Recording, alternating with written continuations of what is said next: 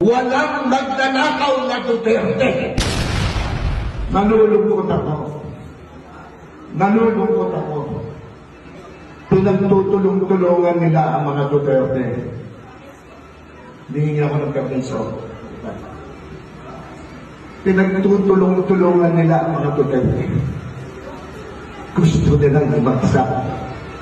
Punong-puno ng kasinungalingan ang kanilang mga ginagawa.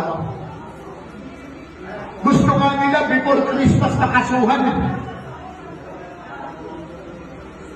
para maituloy nila lahat ang kanilang gawain. Ito naman nasasabihin ko sa inyo. Kahit saan ako mapunta, ito sinasabi ko, ito pagkatandaan ninyo, ilagay nyo sa puso niyo itong sasabihin ko. Walang magnanakaw na Duterte. Tandaan niyo po yan.